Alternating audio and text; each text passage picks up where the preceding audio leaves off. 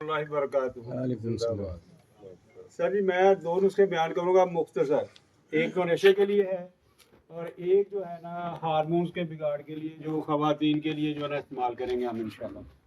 बादाम रोगन हमने ले लेना 1 पाव और वर्किया जो है ना 50 ग्राम लेने, उसके छोटे छोटे पीस कर लेने आधे आधे ग्राम के। नरम आग पे इसको पकाना है। 1 दिन के बाद आग इसकी बढ़ा देनी है, दूसरे दिन फिर आग बढ़ा देनी। 4 दिन में जो है ना 1 पाव रोगन बादाम आपने ख़त्म करना है। ठीक है, फिर इसे निकाल के खरल कर लेना। 1 चावल इसकी मिकदार खुराक है। कम अज़ कम जो है ना 1 गिलास दूध लाजमी पिलाना है।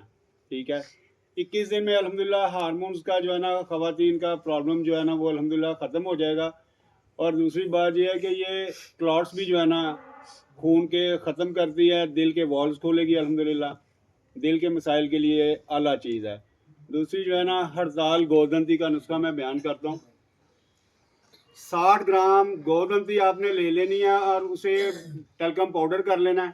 1 कप लेना है, उसमें आपने 30 ग्राम जो है ना गोदंती कप में नीचे डाल लेनी है। उसके ऊपर 30 ग्राम कपूर डालना है, फिर 30 ग्राम उसके ऊपर गोदंती डाल देनी। अब इसे बंद गिल करके 3.5 किलो की आग देनी है। जब ये ठंडी हो जाए इसे निकालें, गोदंती को खरल करें और इसमें दोबारा जो है ना तकरार अमल करना। 30 ग्राम जो है ना कपूर आपने दोबारा फिर इसमें रख के तो 3.5 किलो की आग देनी है। ये 8 अमल करने हैं।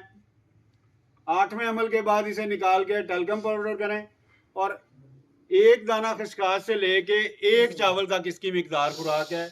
और अल्हम्दुलिल्लाह चर्च से लेके अफ्यून, फिर उसके अलावा जैसे जैसे आप इसकी मिकदार खुराक बढ़ाते जाएंगे अल्हम्दुलिल्लाह आहिस्ता का नशा जो है ना इससे छूट जाएगा। और ये मुजर्रब है अल्हम्दुलिल्लाह।